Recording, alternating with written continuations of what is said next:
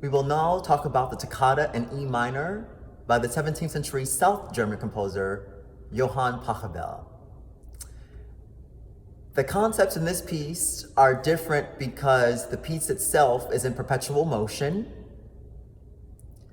and the touch is a vibrated legato. It's very aggressive in order to gain clarity and brightness. There are also times where we'll have pulling out touch in order to be on top of the key and to be light, and also for the purpose of clarity. We're using a plenum registration, so clarity with the counterpoint is very important throughout the piece. We begin with the first measure, and we'll have two touches occurring.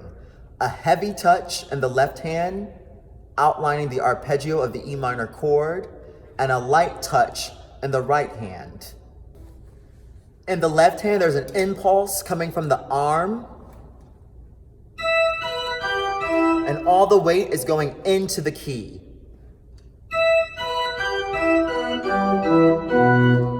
And Dr. Jeanette Fischel suggests to simply think of falling to your goal.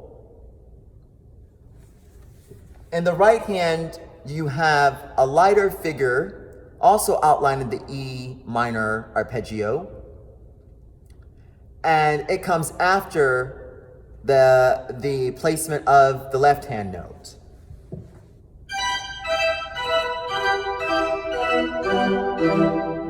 And you're simply here, instead of allowing your weight to go all the way into the key, you're staying on top of the key and simply just wiggling your fingers. And here, this is more of swinging from the knuckle, as I talked about in the Buxtehude.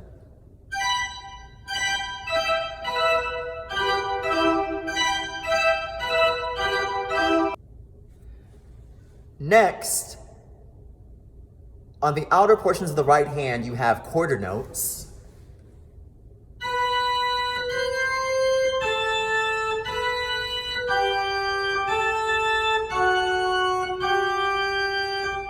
And I'm playing those notes with a sense of weight falling into the key.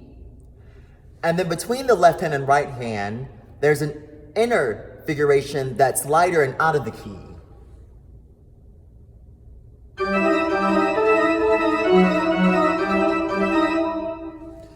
My right hand, I'm using my thumb and first finger, and there's a small sense of rotation here, and my wrist is high.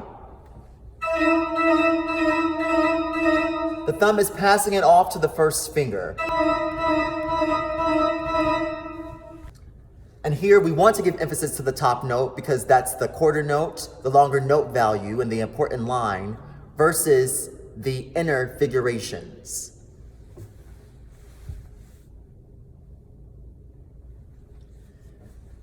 Next, we deal with a scalar passage, and here vibrated legato works. And I refer to the term vibrated legato from Dr. Boma Jensen's handout on touches.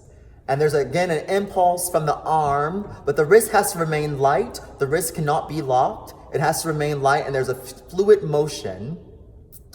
But the aggressive attack and the vibration at this tempo, it's a medium tempo, allows for clarity.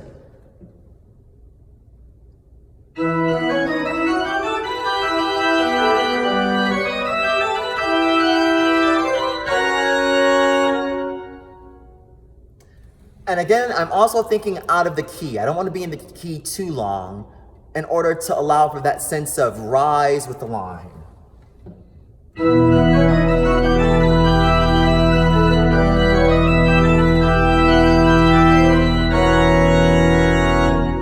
Here, we're in measure 7. We have 30-second notes, and here the pulling out touch works. And here the fingers draw back into the palm, like a cat, in order to provide clarity.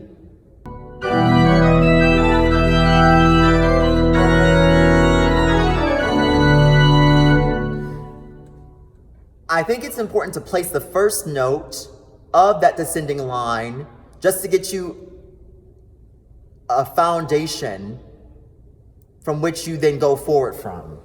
So I'm just gonna slightly overhold that B. You're setting yourself almost like a runner or a diver before they dive, or a runner that gets into position, basically. We're getting into position, the hand into position with the first note, and then falling. In the pedal, I'm giving separation just to provide clarity for the harmonic changes throughout. An example of this starts in measure 10.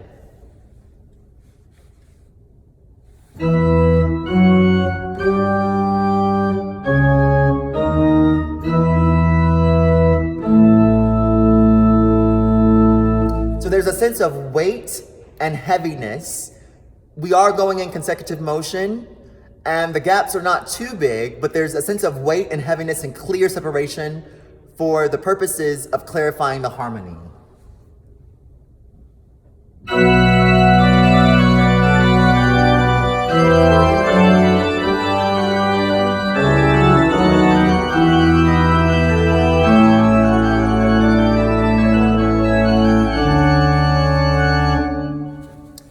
Next, in measure 14, we have a series of sequences where we're using the pulling out touch.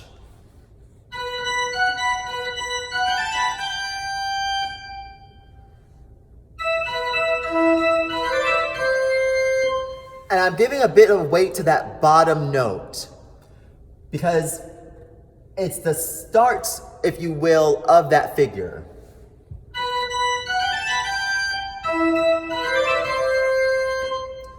You have a 3-note 16th figure that comes before, and that is throughout. And again, here you want the pulling out touch where the finger draws back into the palm. Here you want to take the weight out of the hand and favor more so the weightless side of the spectrum again for the pulling out touch, allowing the wrist to be high, the fingers to dangle, so that the fingers can naturally pull back and the wrist can remain loose.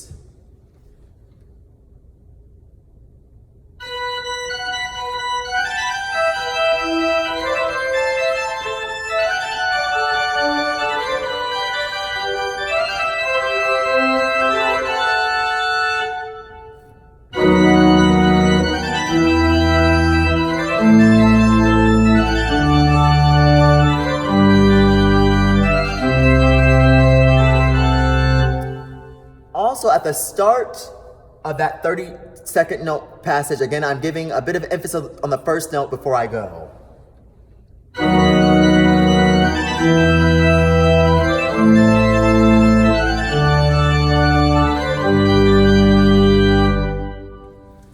And that is throughout.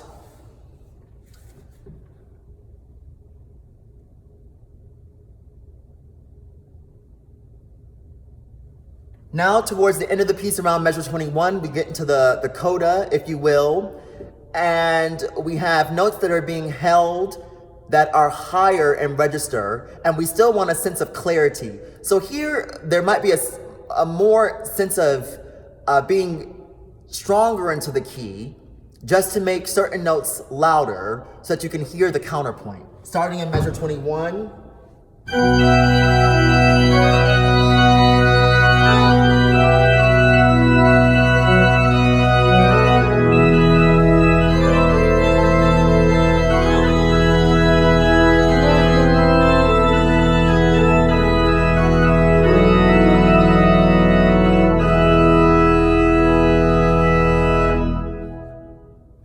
And as, of course, we get to the end, the piece slows, you can be more deliberate in your touch. In measure 24, for instance, we have this chord in the right hand, but we have this figure in the left hand. So for this 30-second note, ascending figure, I'm using more of a vibrated touch instead of a pulling out touch because the tempo has slowed down, being heard from a harmonic standpoint.